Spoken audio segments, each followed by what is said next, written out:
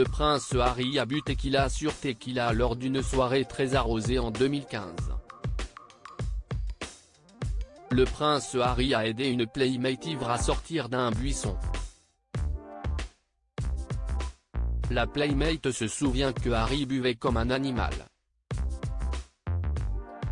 Le prince Harry a goûté aux joies de la fête avant de passer la bague au doigt de Meghan Markle.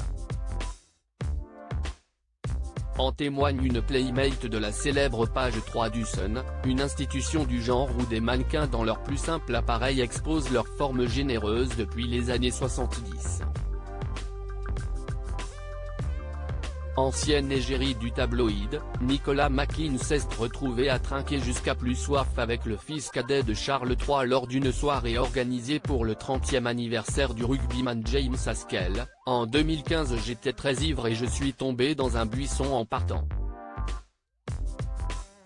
J'essayais de me relever et je me suis dit, mon mari Tom ne peut pas voir que je suis aussi ivre, se souvient l'ex-mannequin de 41 ans dans les colonnes du Mirror.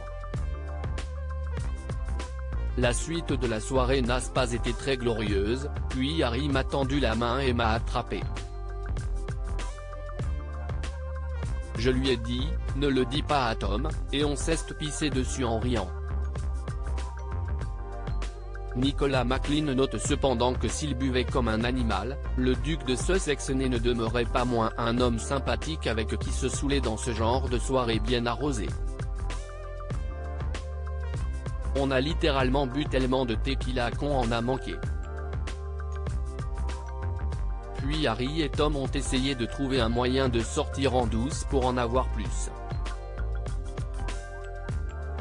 La sécurité ne nous laissait pas sortir, mais il était tout à fait prêt à aller au magasin, ajoute l'ancienne compagne du footballeur Tom Williams. Cette mésaventure semble avoir échappé au duc de Sussex puisqu'on ne la trouve nulle part dans ses sulfureuses mémoires, le suppléant. Ce contrat juteux que pourrait signer le prince Harry à cause de ses frasques, le prince Harry risque de se voir privé des 3 jours de festivités organisées par Buckingham Palace pour le couronnement de Charles III. Si le roi n'a pas encore révélé la liste des invités, il y a fort à parier que celui-ci compte sur la présence de son fils et de son épouse. Mais Harry et Meghan accepteront-ils de revenir en terrain hostile?